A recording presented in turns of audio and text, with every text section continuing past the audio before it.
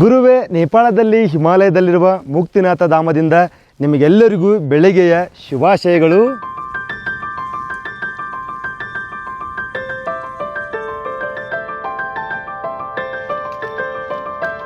ಮುಕ್ತಿನಾಥ್ ಸಿಟಿದಿಂದ ಮುಕ್ತಿನಾಥ್ ಟೆಂಪಲ್ಗೆ ಹೋಗ್ಬೇಕಪ್ಪ ಅಂತಂದ್ರೆ 2 kilometre distance ಇದ್ದಿರ್ತದೆ. ಈ 2 ಕಿಲೋಮೀಟರ್ ಡಿಸ್ಟೆನ್ಸ್ ನಡ್ಕೋತ ಹೋಗ್ಬೇಕಪ್ಪ ಅಂತಂದ್ರೆ ಭಾಳ ಕಷ್ಟ ಆಗ್ತದೆ. ಇಲ್ಲಿ ಆಕ್ಸಿಜನ್ ಲೆವೆಲ್ ಕೂಡ ಕಡಿಮೆ ಇದ್ದಿರ್ತದೆ, ಟೆಂಪ್ರೇಚರ್ ಕೂಡ ಮೈನಸ್ದಾಗ ಇದ್ದಿರ್ತದೆ.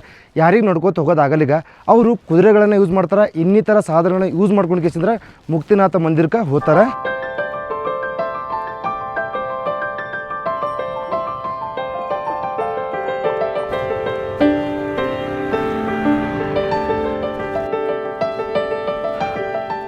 ಇವಾಗ ನಾವು ಮುಕ್ತಿನಾಥ ಧಾಮದಲ್ಲಿರುವ ಆಶ್ರಮದೊಳಗೆ ಎಂಟ್ರಿ ಕೊಡಕತ್ತೀವಿ. ಈ ರೀತಿ ಆಶ್ರಮ ಇದ್ದಿರ್ತದೆ. ಇಲ್ಲಿ 1-2 ಆಶ್ರಮ ಅದಾವ ಇಲ್ಲಿ ಮುಕ್ತಿನಾಥ ಮಂದಿರದೊಳಗೆ.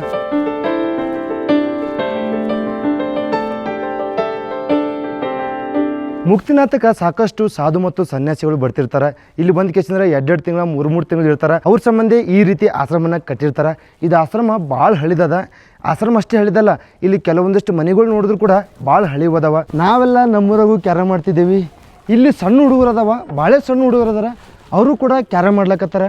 ಕ್ಯಾರಮ್ ಕೇಳ್ರಿ ಅವು. ಹಾಂ, ಅವ್ರಿಗೆ ನಾ ಹೇಳಿದ ಭಾಷೆನೇ ತಿಳಿಯಲಾಗ್ಯದ. ಕ್ಯಾರಮ್ ಕೇಳ್ರಿ ಅವು. ಹಾಂ ಹಾಂ खेल रही वो, तुम भी खेल रहे हो? कौन जीत रहा है अभी? हाँ, उन्हें जीत गया? अरे भाई, कितना क्या है जीतने के बाद?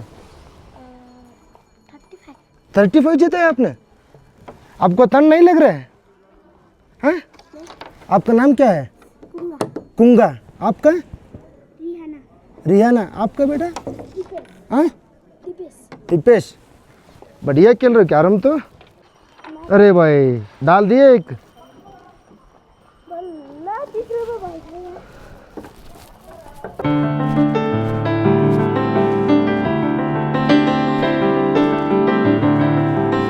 ಇಲ್ಲಿದಿಂದ ಮುಕ್ತಿನಾಥ ಟೆಂಪಲ್ಗೆ ಹೋಗೋಕೆ ಸ್ಟೆಪ್ಸ್ ಸ್ಟಾರ್ಟ್ ಆಗ್ತಾವ.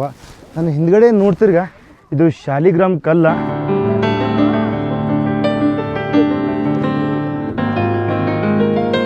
ಯಾವ ರೀತಿ ನೀವು ಮೇಲ್ಗಡೆ ಹೋಗ್ತಿರ್ತಿರ್ಗ ಹೋದಂಗೆ ಆಕ್ಸಿಜನ್ ಲೆವೆಲ್ ಕೂಡ ಕಡಿಮೆ ಹಾಕೋತ ಹೋಗ್ತಿರ್ತದೆ. ಕುದುರೆ ಮ್ಯಾಗೇನು ಬರ್ತಾರೀಗ, ಕುದುರೆ ಮ್ಯಾಗೇನು ತೊಗೊಂಬರ್ತಾರೀಗ ಅಲ್ಲಿದಿಂದ ಸುತ್ತ ಹೊಡೆಕೇಸಂದ್ರೆ ಈ ರೀತಿ ಮೇಲ್ಗಡೆ ಹೋಗಿ ಮುಕ್ತಿನಾಥಕ್ಕೆ ಹೋಗಿ ರೀಚ್ ಆಗ್ತಾರೆ.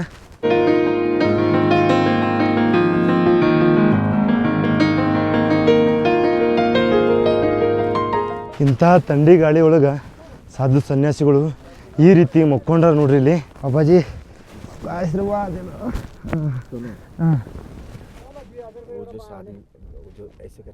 हाँ हाँ हाँ, वो बहुत ऊंची लेवल का साधु है. हाँ, इसलिए यहाँ जगह छोड़ने से पहले उससे मुलाकात करके जाना.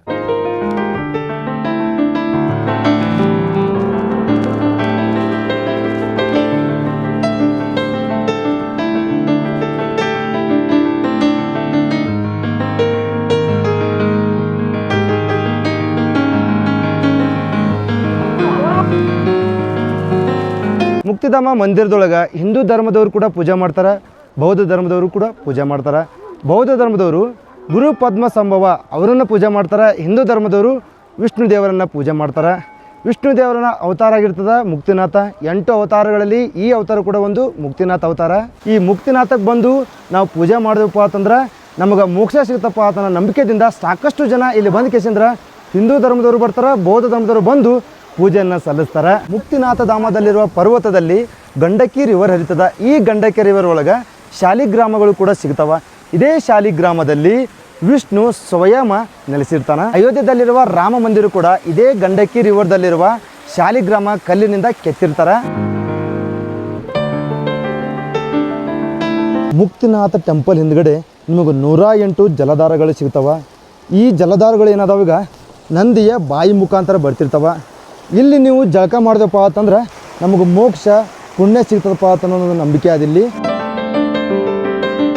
ಗುರುವೇ, ಇವಾಗ ನಾವು ಕೂಡ 108 ಜಲಧಾರಗಳ ಸ್ಪರ್ಶವನ್ನು ಮಾಡ್ಕೊಂಡು ಹೋಗಂಬರತ್ತ.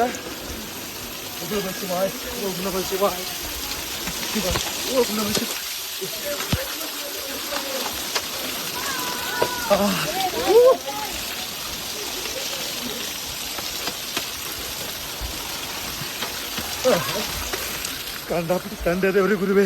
ಆ ಜಲಧಾರೆಗಳ ಮುಖಾಂತರ ಹೈಸ್ಕೇಶಂದ್ರ ಈ ಎರಡೂ ಕೋಣದೊಳಗ ಮುನಿಗೆ ಹೇಳ್ಬೇಕು.